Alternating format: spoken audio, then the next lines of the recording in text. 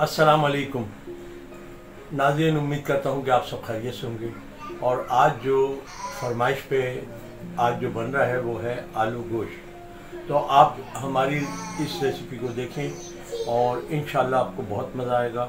और मैं बहुत शुक्रगुज़ार हूँ कि जो लोग इसको देख भी रहे हैं और लाइक भी कर रहे हैं और साथ साथ मतलब है कि कमेंट्स भी कर रहे हैं। मैं उनको बहुत शुक्रगुज़ार हूँ। और आप जो है ना इसको आगे शेयर ज़रूर करें ताकि जो बहन बच्ची हैं जो हमारी जो सीखना चाहती हैं कुकिंग को वो सीख सकें।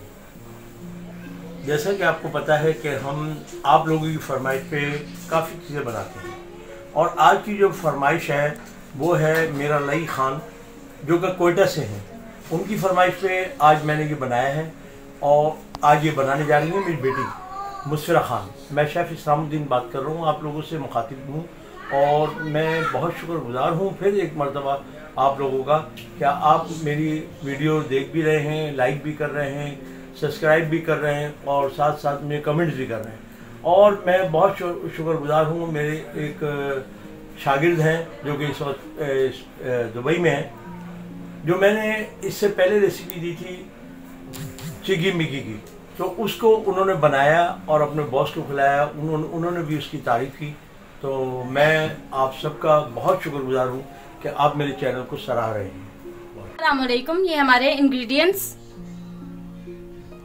3 पाव आलू, 1 किलो गोश्त, 2 अदद प्याज, 4 अदद टमाटर, हाफ टेबल स्पून हल्दी, 1 टेबल स्पून नमक, 1 टेबल स्पून गरम मसाला, 3 टेबल स्पून पिसी हुई मिर्चें, 1 टेबल स्पून पिसा हुआ धनिया, 1 कप ऑयल, 2 टेबल स्पून अदरक लहसुन, ये हमारी 8 अदद हरी मिर्चें, 2 टेबल स्पून हरा धनिया। अब हम चलते हैं पकाने की तरफ। अब हम इसमें डालेंगे ऑयल। बिस्मिल्लाहिर्रहमानिर्रहीम।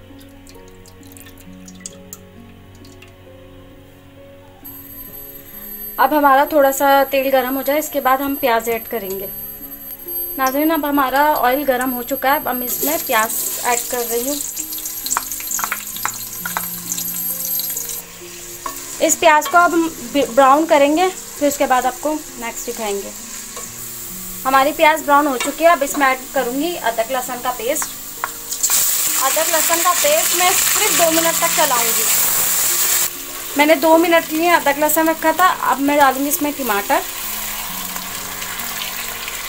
और मैं डाल रही हूँ इसमें दुमगज़ा। ये मेरा फेवरेट गोश्त है और इसके अलावा ये बहुत देर में गलता है, तो इस वजह से मैंने इसको हाफ गला चुकी हूँ। अब बस थोड़ी देर में रखूँगी, ये गल जाएगा।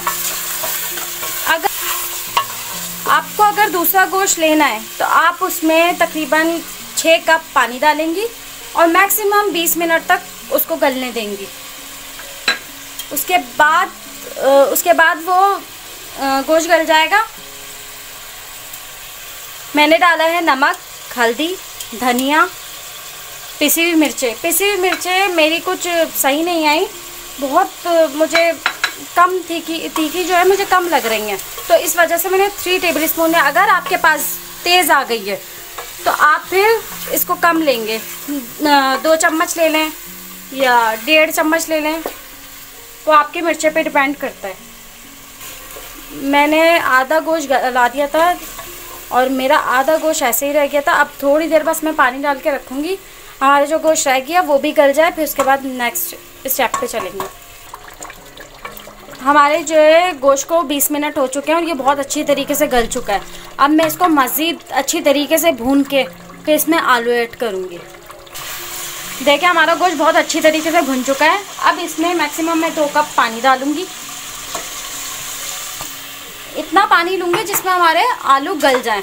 और ये रिक्वेस्ट थी मेरा लई खान की, मेरे लई खान की रिक्वेस्ट थी ये। और अब ये मैंने आलू ऐड कर दिए हैं, इसी के साथ मैं डालूँगी हरी मिर्चें ताकि हमारे आलू के साथ ही ये गल जाएं, और पिसा हुआ गरम मसाला। मैंने इसमें पानी ऐड कर दिया है। अब मैं इसको तकरीबन 10 मिनट के लिए रख रही हूँ। 10 मिनट में हमारे आलू गल जाएंगे। 10 मिनट हो चुके हैं और अब हमारे आलू गल चुके हैं। अब इसमें हरा धनिया डालेंगे और इसके ग्रेवी आप अपने हिसाब से रख सकते हैं जितनी आपको पसंद हो। अगर आपको ये रेसिपी अच्छी लगी है तो लाइक करें, सब्सक्राइब करें एंड बेल आइकन को बटन को दबाना ना भूलें ताकि आपको लेटेस्ट वीडियो की नोटिफिकेशन मिलती रहे। और अपनी राय हमें कमेंट सेक्शन में जरूर बताएं। अब तक के लिए अल्लाह हाफिज।